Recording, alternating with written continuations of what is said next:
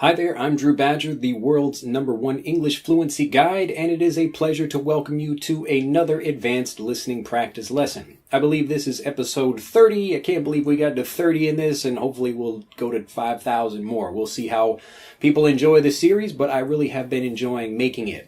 Now, for people that have been asking about subtitles are coming, and transcripts, that kind of thing. We will be having those available, but we're just waiting until we update everything on the EnglishAnyone.com website. So we will have all of that available, and you will be able to go back and watch all of the videos in this series with subtitles. So I'm very excited about that. But please be patient. Do enjoy this series, and just try to listen to things. If your level is not that good, again, like I always say, go back and watch some of the previous videos in this series, or not. Again, I always say that. I make a mistake and say that, but not in this series, but in other videos that we have that focus on particular things like grammar or idioms or something like that. So some of the other older videos we have where either we do have subtitles or we have transcripts available, or it's just an easier topic where I'm speaking much more slowly. So in this series, I speak much more quickly at native or faster than native speed, and that way I can have you just listen to my words, and hopefully you're learning new things by context or within the context of this video. So I will be teaching a couple of new words and phrases as they come up in the conversation or as I'm speaking about them. But anyway, if you're ready for this video, let's begin. Well, I just had a little bit of time today, so I thought I would make another video because I really do enjoy making this series. I can just sit down in front of the camera and have some fun and talk about whatever I'm thinking about. So usually things that are, I try to find connections between different things that maybe other people don't really see. And so if I can use those to help you learn better, I'm very excited about that. Anyway, today I just got home from it was kind of like a business kind of lunch thing. So living in Nagasaki, I have gotten lucky to know, a couple of people in government and local businesses, that kind of thing. And so it was really great to be invited out to this group, a get-together. A get-together is the noun form of just a meeting of people. So you can say that people got together, that's the verb form, or you can call it a get-together. And anyway, so it was a local kind of business thing, and a kind of high-level guy in the Japanese government was there as well. So he used to work here in Nagasaki, but now he's living and working in Tokyo, so he has an even higher position. So it was really great to have a chance to talk with him. But so all of this was in Japanese, and his English is actually quite good, but we spent most of the time talking in Japanese because nobody else at the table could speak English, or at least not very well. But what we did end up talking about was the education system in Japan, and we were talking about kind of marketing and business things as well, because I'd like to make Nagasaki kind of a cooler place. It's really not like, it's kind of known for its history. We've got a lot of old churches because Nagasaki was kind of the gateway to the West many years ago, or really the gateway to kind of the outside world in general.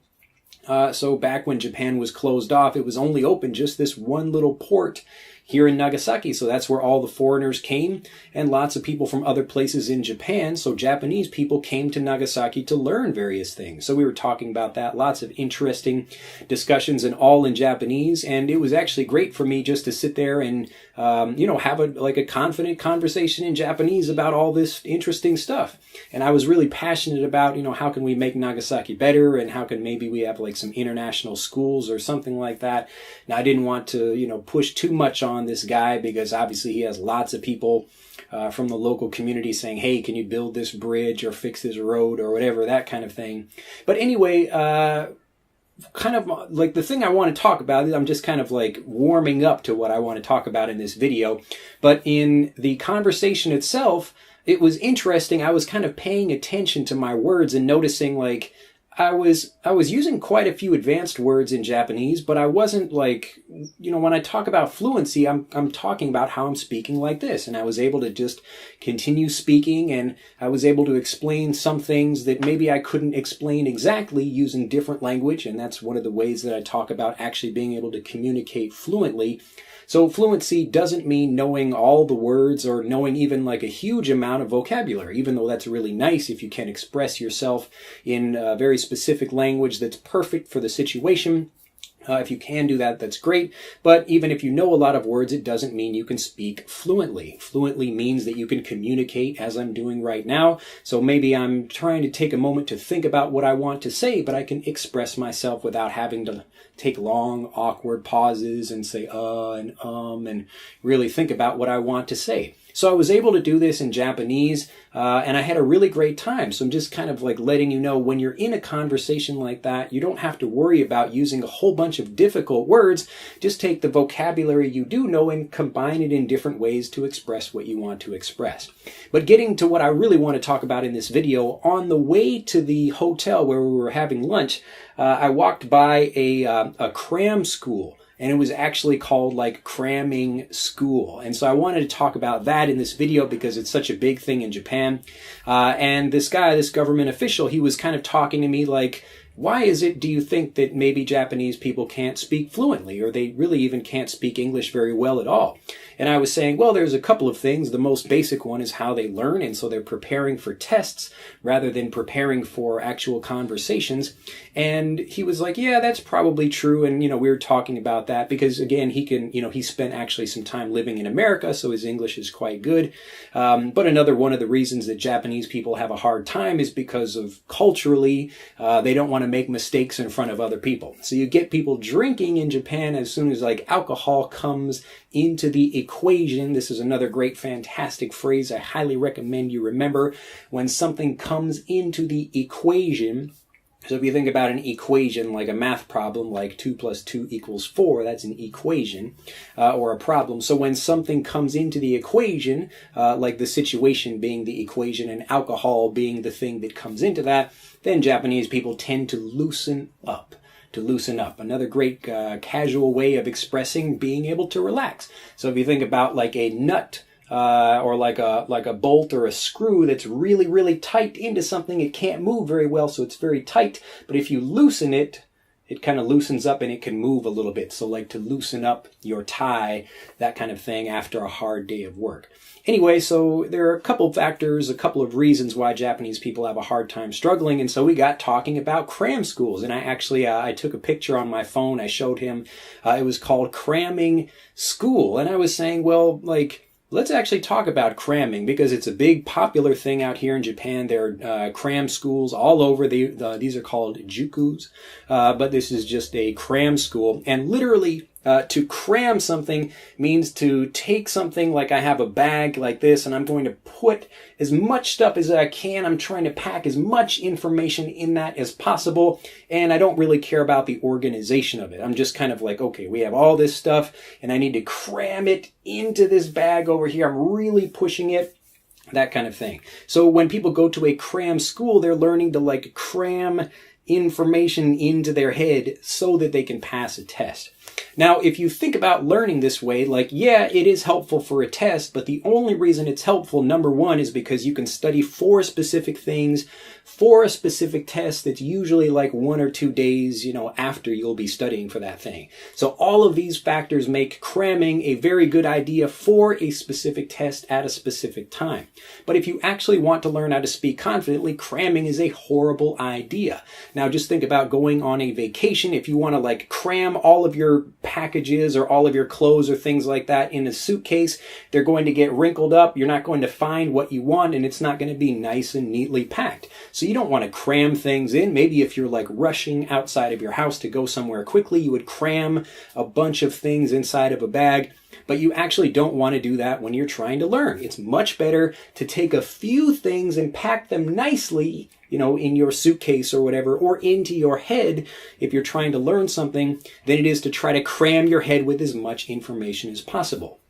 Now, this goes back to what I'm talking about from the actual conversation I had with these Japanese business guys today at lunch. And, I was, again, not using a whole bunch of things that I had crammed into my head. I had taken a few ideas and I was able to kind of mix and match them to make an interesting conversation and actually express myself fluently in Japanese. And so what I'd like you to think about is when you're learning things, like, don't spend your time trying to cram a whole bunch of information into your head. head. And when you do that, again, you're not going to remember it as well, and the information kind of gets messed up. So it doesn't stay in your long-term memory, and it's just not something that's really going to help you. Now, I remember actually, I don't know where I got this idea from, but I think I heard it, maybe it was in a book or I saw it in a video or something. But I was watching or learning, however I got the information, but this was an analogy of talking about prioritizing things in your life. Now, this teacher, it was a teacher, explaining something to a freshman class, and maybe if you know this story already, hopefully you might know what I'm talking about. Let me know in the comments below. But if not, it's a really great story anyway. So this teacher took just a regular jar, like a large, kind of jar like this, and he had some balls of different sizes next to that. So there were like some large balls that were this big, and this was like really important stuff in your life. And then like slightly smaller balls that were like maybe a little bit less important, and then like some gravel, and then some sand, and then some water. So basically things of different sizes that he was going to put into this jar. Now, when you think about what order to put those things in there, let's say I pour the water in first, and then I take like the sand and pour the sand in next, and then I try to take some unimportant things and I put those in. When I try to put in like the really important stuff won't fit. So if you take, you actually want to fit all of these things, or at least most of them, you start with the important things first. So you have your jar and you put the really big balls in first, and then when you put the smaller things in there, they kind of go in and find the space around these other things. So I thought that was a really good analogy for why you focus on the important things, and it works the same way with language learning. So again, the thing that I'd like to leave you with today is when you're trying to think about like learning languages, especially if you're a student and you're saying, Drew, like my teacher is making me study for this test and I have to cram and do that kind of thing. Like, yeah, I get it. It's okay. You have to cram for the test. Go ahead and do that. You have my permission to cram for some test. But when you try to think about like beyond school or beyond like whatever that TOEIC or TOEFL or any other test, some famous test you have to take, I want you to be having that kind of second mind, the real mind, where you're thinking about how can I prepare myself to actually speak fluently. And the way to do that is, again, to kind of organize things where you're packing information instead of cramming information into your head. So instead of lots of things that you push in and you don't really end up having a great way of thinking about them after the fact, the best thing to do is to pack things nice and neatly into your mind. And these are things that you take time with. You're carefully packing them and carefully putting them in your mind, and only a few things. So again, you don't need a lot of information in order to express yourself confidently. You just need enough information that you can say what you want and then kind of take information or words or expressions and use that to talk about other things, because everything is connected. You just need a kind of like a base way of being able to express yourself. Anyway, I don't want to give you too much information, but if you have enjoyed this video, do like this video and share it with a bunch of people. Subscribe to the EnglishAnyone.com YouTube channel. And, let me know about kind of packing or cramming, what you think about these ideas in the comments below. I've enjoyed making this video, and now because I'm, having a nice day, I think I'm going to take a nap. I'm actually a little bit tired. I've got the house to myself right now. So to have something to myself means I'm the only one here. So no daughter, no anybody to relax, and I'm just gonna take a nap. Just enjoy a fairly nice day. It's been a nice day so far, and I'm happy to make this video for you, and I look forward to seeing you in the next one. Anyway, have a fantastic day, and I'll see you next time. Bye-bye. To continue learning, click on the link in this video to download Speak English Naturally, our free guide to speaking and sounding like a native English speaker.